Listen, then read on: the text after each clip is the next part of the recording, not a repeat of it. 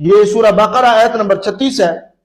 رب ذوالجلال فرماتا ہے فَأَزَلَّهُمَا الشَّيْطَانُ عَنْهَا فَأَخْرَجَهُمَا مِمَّا كَانَا فِيهِ۔ اس کی تفسیر حضرت سید نعیم الدین مراد آبادی رحمۃ اللہ علیہ نے جو کی ہے وہ بھی کبھی پڑھ لیا کرو۔ جہل پڑھتے ہیں نہیں، یا پڑھتے ہیں تو پھر جان بوجھ کر ڈاکٹر جلالی صاحب سے بغض کے لحاظ سے جو ہے وہ معاذ اللہ قرآن مجید برہان رشید کے جو طے شدہ فیصلے ہیں ان کو بھی نہیں مانتے، اور جو ایک اصول ہے اس کو بھی نہیں مانتے۔ اس آیت کی تفسیر کرتے ہوئے حضرت سید نعیم الدین مراد آبادی رحمۃ اللہ علیہ آپ لکھتے ہیں کہ شیطان نے کسی طرح حضرت آدم اور حوا علیہ السلام کے پاس پہنچ کر کہا کہ میں تمہیں شجر خلد بتا دوں۔ حضرت آدم علیہ السلام نے انکار فرمایا۔ اس نے قسم کھائی کہ میں تمہارا خیر خواہ ہوں۔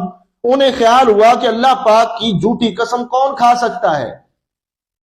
بین خیال حضرت حوا نے اس میں سے کچھ کھایا، پھر حضرت آدم کو دیا، انہوں نے بھی تناول کیا۔ حضرت آدم کو خیال ہوا کہ لا تقربا کی نہیں تنزیہی ہے، تحریمی نہیں، کیونکہ اگر وہ تحریمی سمجھتے تو ہرگز ایسا نہ کرتے کہ انبیاء معصوم ہوتے ہیں۔ یہاں حضرت آدم علیہ السلام سے اجتہاد میں خطا ہوئی۔ کیا لکھ رہے ہیں سید نعیم الدین مراد آبادی رحمۃ اللہ علیہ کہ حضرت آدم علیہ السلام سے اجتہاد میں خطا ہوئی، اور خطا اجتہادی معصیت نہیں ہوتی۔ آپ بتاؤ کہ وہ لوگ کہ جو کہتے ہیں کہ سیدہ پاک رضی اللہ تعالی عنہا کی طرف خطا اجتہادی کی نسبت کرے تو ہمارا دل دکھتا ہے، تو ہم کہتے ہیں کہ ڈاکٹر جلالی صاحب نے جو نسبت کی تھی انہوں نے بھی روافض کو جواب دینے کے لیے کہی تھی، کیونکہ وہ بدبخت جاہل عورت جو ہے وہ کہہ رہی تھی کہ سیدنا صدیق اکبر رضی اللہ تعالی عنہ نے حضرت فاطمہ زہرا رضی اللہ تعالی عنہا کا حق کھایا ہے، جو باغ فتح کے لحاظ سے کہہ رہی تھی۔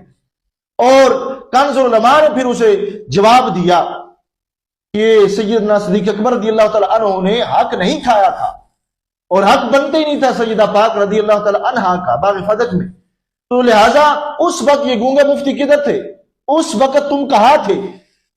یہ جو کہتے ہیں کہ ہمیں تکلیف ہوتی ہے، وہ ڈاکٹر جلالی صاحب نے خطا اجتہادی لفظ بولے تھے، انہوں نے تو کتنی مدت پہلے بولے تھے، تقریباً 5-6 سال پہلے، اور تم کتنی بار بول چکے ہو۔ تو لہذا یہ بتاؤ کہ قرآن مجید برہان رشید کی تفسیر کرتے ہوئے حضرت آدم علیہ السلام کے لیے اگر سید نعیم الدین مراد آبادی رحمۃ اللہ علیہ آدم علیہ السلام کے لیے لفظ خطا بولے، مراد خطا اجتہادی لفظ بولے آدم علیہ السلام کے لیے، تو جو لفظ آدم علیہ السلام کے لیے گستاخی نہیں، جو کہ نبی ہیں، پوری انسانیت کے باپ ہیں، جو ان کے لیے گستاخی نہیں، وہ سیدہ پاک رضی اللہ تعالی عنہا کے لیے کیسے گستاخی بن گئے؟ تو لہذا تم بغض جلالی میں دراصل اندھے ہو چکے ہو، اور آئے دن اپنی چغلیں مار کر بکواسات کر کے اس کو معاذ اللہ قرآن مجید برہان رشید کا ترجمہ کہہ دیتے ہو۔ یہ حال ہے تمہارا۔ تو اس واسطے جو کہتے ہیں کہ ہمیں درد ہوتا ہے، تکلیف ہوتی ہے، تو یہ بتاؤ کہ آدم علیہ السلام کی طرف خطا کی نسبت کرو، خطا اجتہادی کی، اس وقت تمہیں تکلیف نہیں ہوتی، جبکہ یہ واضح طور پر رسول پاک صلی اللہ علیہ وسلم کے حدیث سے ثابت ہے۔ سرکار نے فرمایا کہ خطا اجتہادی گناہ نہیں بلکہ اس پر ایک اجر ہے۔ تو لہذا جو اجر والا لفظ ہے اس کو تم جان بوجھ کر گستاخی بنا کر معاذ اللہ ڈاکٹر جلالی صاحب پر تبرہ کرتے ہو، تو یہ دراصل تم ڈاکٹر جلالی صاحب کو گالیاں نہیں دیتے، تم پورے اپنے اکابر کو گالیاں دے رہے ہو، تم رسول پاک صلی اللہ علیہ وسلم کی حدیث کو گالیاں دے رہے ہو، کیونکہ اس میں تو اجر کی بات ہے، ثواب کی بات ہے، نیکی کی بات ہے کہ یہ خطا اجتہادی پر نیکی ملتی ہے، تم اسے گناہ کہتے ہو۔ تو لہذا اس وجہ سے تم حدیث رسول صلی اللہ علیہ وسلم پر اعتراض کرتے ہو۔ تو لہذا سیدہ پاک رضی اللہ تعالی عنہا کو ہم معصومہ نہیں مانتے، وہ محفوظہ ہیں، معصومہ ہرگز نہیں ہے۔